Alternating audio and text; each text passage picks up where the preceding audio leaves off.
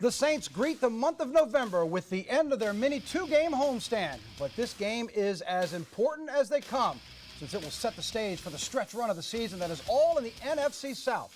Today, it's the Tampa Bay Bucks who pay a visit to the Mercedes-Benz Superdome, and we are 90 minutes away from kickoff between the Saints and Tampa Bay. One of the best in the league, Thomas Morstead, warming up right there. Good morning, everybody. Great to have you with us here for Saints Game Day. With my Super Bowl champ, Scott Shanley, I'm Victor Howell. Our Saints insider, Mike Neighbors, joined us momentarily, and a special hello to all the high school viewers. You might be getting ready for your pairings. That's coming up at the top of the hour. We'll get you there in the next 30 minutes after we talk Saints and Bucks football. Scott, it's a 5-game win streak for the Saints. First time we've seen that since 2013. Drew Brees said that it's proof that if you stick to the game plan, it shows you that the process eventually will take its course. Now, the Saints have been far from perfect. Look at this, 7 turnovers over the last 3 weeks. But what's been the most important part of this process to you that you've seen that has the Saints on this 5-game win streak? I think the one word that comes to my mind is just consistency. And you haven't seen this consistency the last couple of years, whether it's offensively. They're turning the ball over and still finding ways to win. And I think that says a lot about the talent they've accumulated on their team, the chemistry they have going.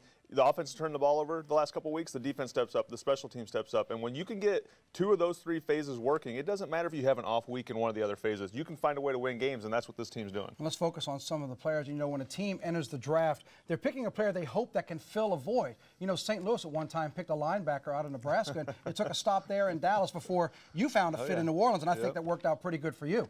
This last draft for the Saints, at number 11, they went for a defensive back, Marshawn Lattimore. They needed an impact player on defense.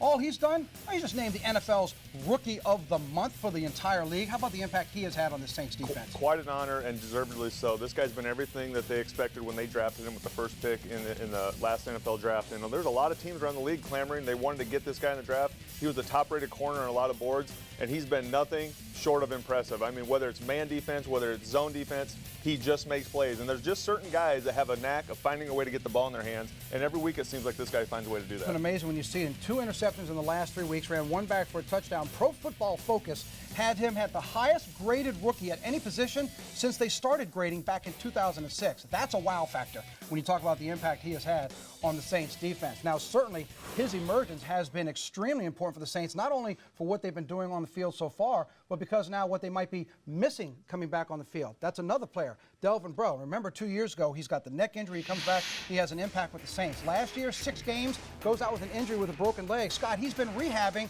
but then the NFL Network reports this week he has a setback, so much so he might not make it to the field at all for the Saints this year. This is a big loss. Delvin was the feel-good story a couple years ago, and then instead of becoming the feel-good story, he became a major contributor to this defense, and it's been the injury bug. The injury bugs have been keeping him off the field, and if they could have got this guy back on the field, now you're talking about a secondary that becomes a strength of this team, whereas in the years past, it's been kind of a detriment to this team, big plays over their head.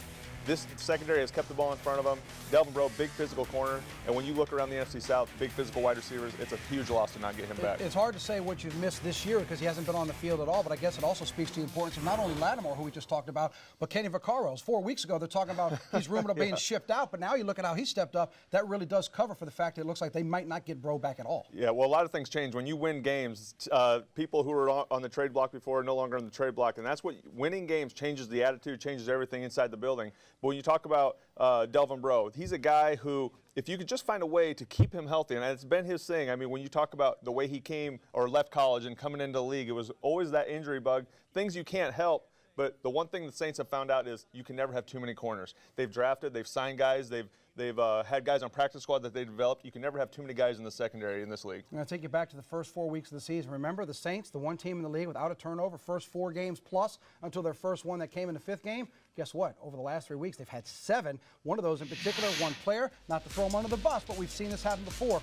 Mark Ingram, remember last week, 2 fumbles late against Chicago. It put that game very much in jeopardy. We saw the frustration on the sideline with him and Sean Payton. He was very blunt post-game last week saying, quote, "I suck," end quote. He just put it right out there and talked about how bad he was giving up the football. Can something like this, though, help a player refocus, Scott, when you realize what's going on and how you have to clean it up? Yeah, I think the one thing is Mark knows the Saints trust him. They know that Sean Payton trusts him. When you trade a guy like Adrian Peterson, you obviously have the trust of the head coach and the organization. And this game last week, this is not a trend with Mark. He's been one of the best ball carriers in the league as far as ball security goes. And it's just one of those games where it happens once, it gets into your head, and now it happens again. He just needs to shake that off and go back to being what he does, take care of the ball and run hard. Maybe it'll bring back Angry Mark. We like Angry Mark when he's running. We'll see if he can do that today against the Buccaneers. And for more on today's kick that kicks off at high noon there in the Mercedes-Benz Superdome, that's where we take you. It's our first chance to say good morning to our Saints insider, Mike Neighbors. Hey, Mike. Hey, good morning, Vic. What a difference 2 months make for these two football teams. Think about it. 2 months ago, the Saints lost their first 2 games. The Bucs were coming off all the hype of Hard Knocks and training camp, and you would have thought the first time they would play, the Bucs would be the 5-2 team, and the Saints would be the 2-5 team. But now we have the Saints going for their 6th straight win, and the Bucs trying to avoid a 5-game losing streak. This we know about this series. Drew Brees has had more success against the Buccaneers than any other team in the NFC South. And when you look at the Bucs defensive coordinator, Mike Smith, he has been tormented by both Drew Brees and Sean Payton over the years. Check out the numbers dating back to his days as the head coach with the Atlanta Falcons and as currently Bucs defensive coordinator. The last 4 meetings, 4-8 with the Falcons, 1-1 with the Bucs, 2-5 here in the Superdome. This week I asked Mike Smith, is it different preparing for this type of offense with Drew Brees and Sean Payton than in past years?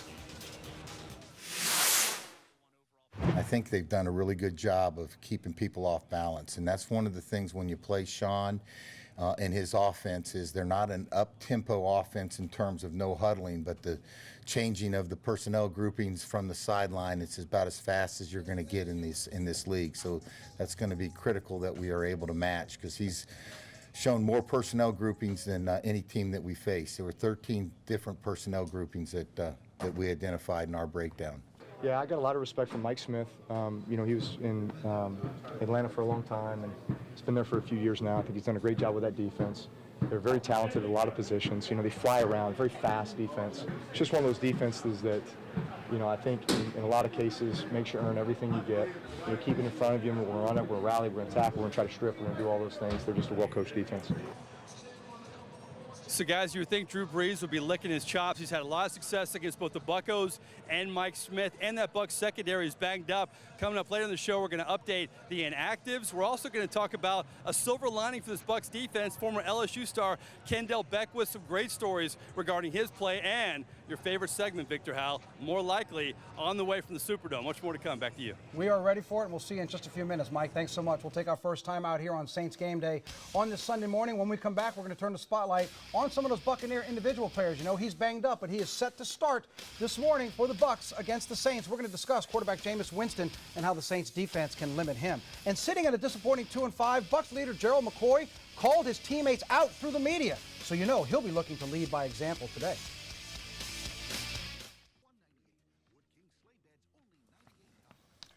Welcome back to Saints Game Day here on CST. It's time to turn the spotlight now on the Saints' opponent for this afternoon, the Tampa Bay Bucs. And when we get ready to look at these numbers, Scott, it reminds me of what we did last night with the LSU-Alabama game. You're going to look at some of the numbers.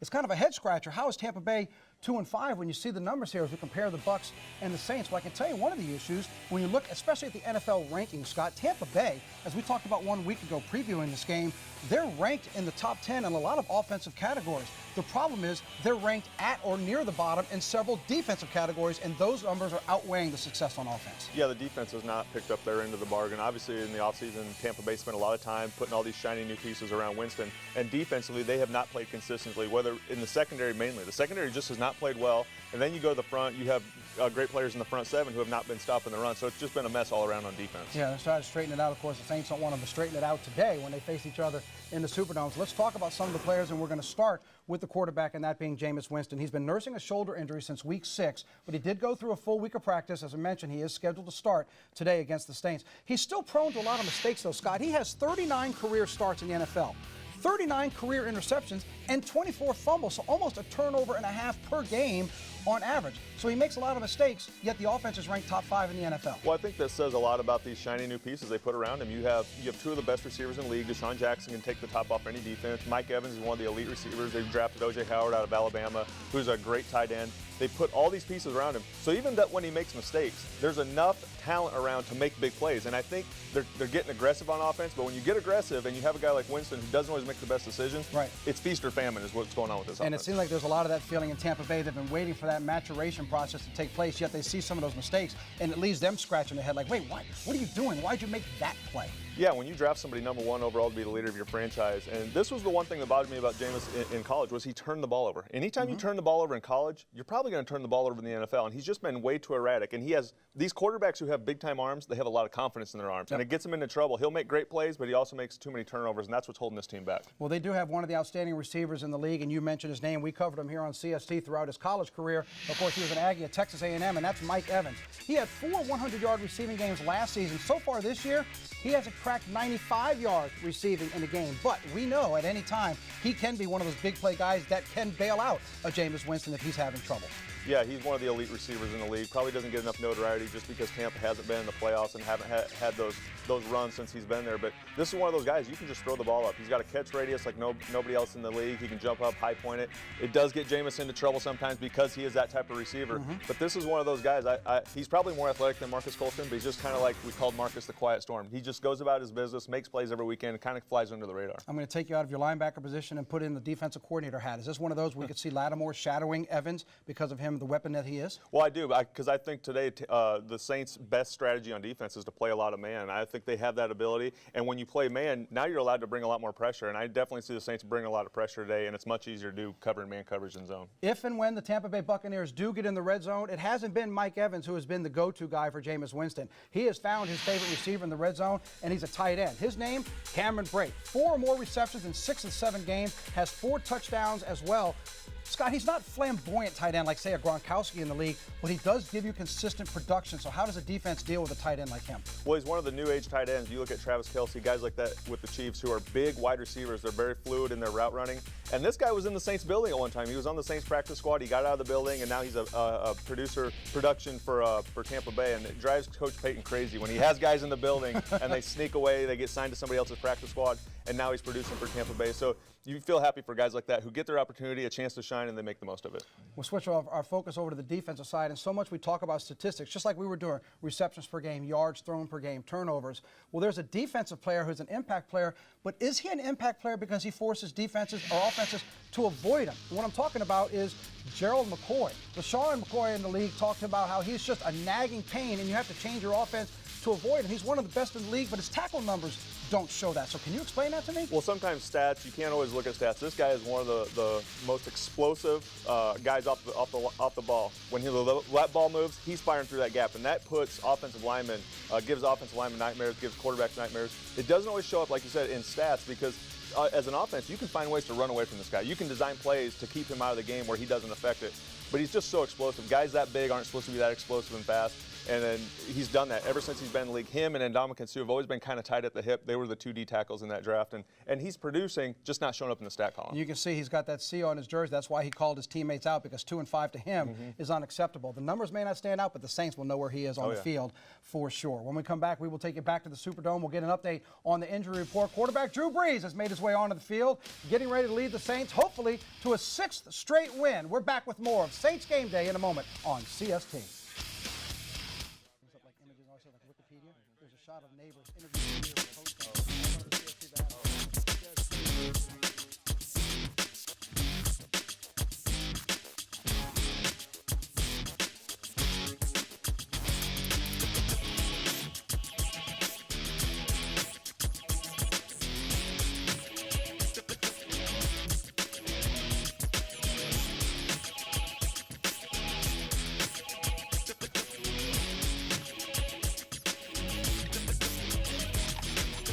Folks around this part of the state know all too well that when it comes to the college in Baton Rouge, sometimes it's called NFLSU or maybe LSU DBU for all the players they put in the NFL. There are going to be some familiar names in the Superdome that wore the purple and gold, and our Saints insider Mike Neighbors has more on that in just a moment. But as we head back to the Superdome, Mike, it's about that time. Any big names standing out on the inactive list for either one of these teams today? Yeah, we have a few for the Saints. Linebacker Huholi Kakaha active for the first time in 3 weeks. You know, offensive lineman Teron Armstead and Andrews Pete limited on the practice field, but they will be active. But once again, starting guard, I should say, Larry Warford is inactive. On the Bucs side, a big inactive. It's not a surprise, but starting cornerback Brent Grimes won't play. You know, this Bucs secondary has really been like the Saints secondary the past 3 years before this year. They've been victimized by injuries and ineffectiveness. And the defense has really taken a toll on the Buccaneers, but the one bright spot has been Louisiana native and former LSU star Kendall Beckwith. Now, Beckwith has been unbelievable for this team, and this coming off a knee injury in his junior season at LSU. He was a 3-year starter for the Tigers, and back in his high school days, he was a quarterback, kind of had to learn this position. And it really put things into perspective. The only NFL game Kendall Beckwith ever saw before playing in the NFL was Saints versus Bucks, the Katrina year back in 2005. So when I heard that, and I talked to Kendall Beckwith in Tampa this week, I wanted to make him feel young and me feel old when it was regards to the Saints Super Bowl. I looked it up. When they won the Super Bowl, you were 14 years old, and now you're playing against Drew Brees. What's the feeling of that, preparing for that this week? Oh, my God. Dang, I was 14? Yeah. Well, I thought you were talking about Drew Brees. You're more amazed by your age. I'm both. Like, man, that's crazy. Former Tiger Kendall Beckwith may be phased about perspective on his age, but since he stepped foot in the NFL, nothing has phased him between the lines. He leads the Bucs team in tackles as a rookie, where the team knows the Kendall Beckwith story is just getting started. This young man, he understands football, he's passionate about it, and I think the sky's the limit. He's a big plus for our defense thus far. Mike Smith, I asked him about your play, and he said the sky's the limit. When you hear that from your coach, how does that make you feel? It makes me feel great. I mean, and it motivates me to, try to stay consistent and just continue to improve, each and every day. Beckwith's story is impressive, especially when you consider just over a year ago he ended his college career by tearing the ACL in his left knee against the Gators. He missed the Senior Bowl and the Combine, but the Bucs still traded up to get him in the 3rd round. You've surprised so many people by overcoming what you have. Have you surprised yourself at all? Not at all. Not at all, because, during the process, I felt myself getting stronger and stronger. And, it's so much downtime, so I knew when I got the opportunity to get back on the football field, I wouldn't turn it back. I was going to go all out and, just play my butt off, really. Beckwith clearly feels comfy in his new home, where adding to the comfort level is playing next to and having a locker next to former LSU standout and middle linebacker Quan Alexander. These Buccos are 2 of an LSU leading 52 players in the NFL. So what is it about those Tigers making the adjustment at the next level? We just straight dogs, from LSU. We just breed a lot of dogs. We got that mentality that we want to be great, and that's what we have in our mind every time we step on the field. So that's what makes the players that come out of LSU more aggressive and more hungry. We always stay hungry and we just get to it. LSU, they always put out great, defensive players. So, nothing against the offense, but they got great players on that side too. But it's just that defense is just always stacked with good players. It's just the culture down there.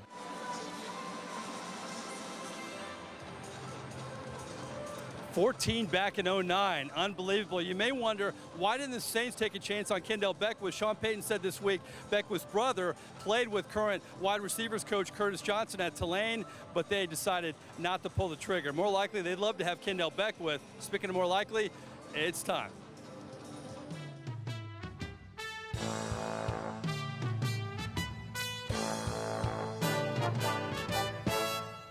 All right, guys, you had an extra hour of sleep. I'm expecting a game today. It's more likely. It's 3 hypotheticals. You have not seen these questions.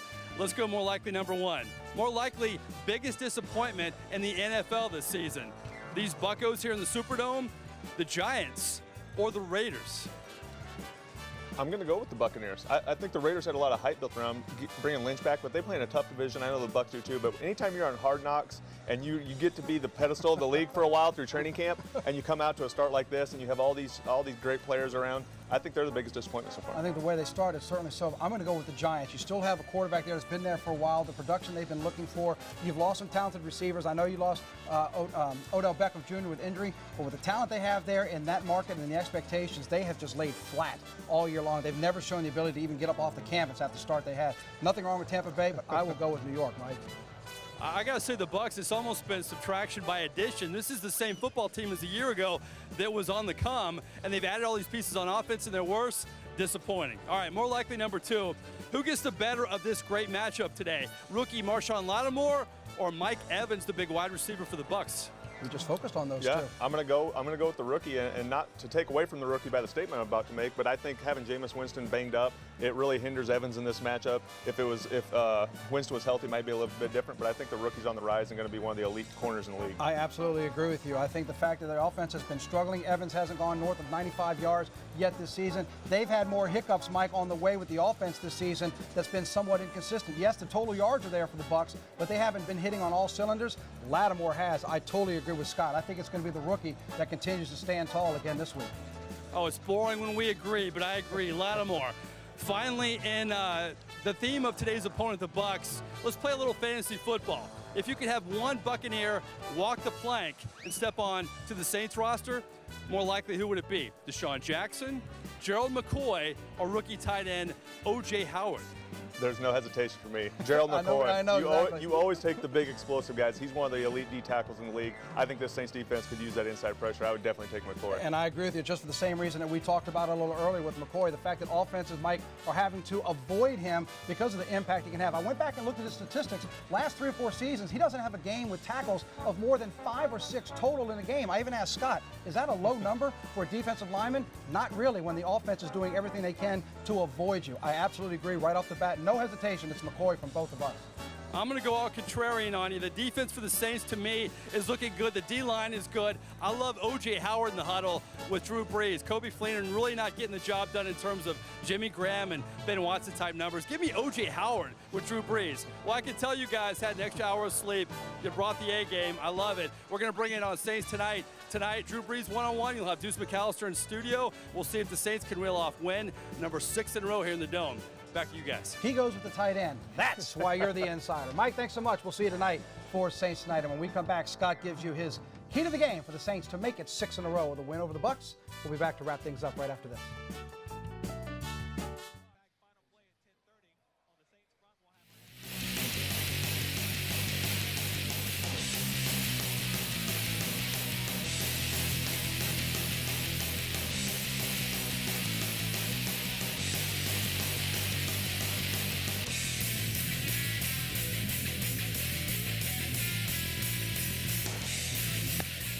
Two-game homestand ends this afternoon, and the Saints want to make it 6 in a row. So, Scott, how does New Orleans get past Tampa Bay today? For me, the key is put the pressure on Jameis Winston, both literally and figuratively. Bring the pressure, dial up the blitzes throughout the day, hoping that Jameis is eventually going to make that mistake we've talked about that he's been prone to do. Second highest pass attempts per game in the league. They like to put the ball in the air, bring the heat, and make him make a mistake. And it'd be big for the Saints. You can put another divisional win in your back pocket before you get to that big blitz at the end of the season when 4 of the last 5 will take place in the NFC South. So tonight, Saints Tonight will be here to wrap up everything. Deuce McAllister will join Scott and I here in the studio. Mike Neighbors, of course, will have all of the interviews from the Saints locker room, including his one-on-one with quarterback Drew Brees, and Eric Ritchie will take you behind enemy lines. The Saints and the Buccaneers kick things off in 1 hour, but we're not done talking football here on CST. Get ready, high school fans and players. For the next 90 minutes, we're talking high school football. It is time for the All-State Sugar Bowl LHSAA Prep Pairing Show to get you ready for the road to the Superdome and who will be crowned state champion in Louisiana high school football. They are in the studio, and they are next here on CST. From Mike Neighbors and Scott Shanley, I'm Victor Howell. Thanks for joining us, and enjoy your game day.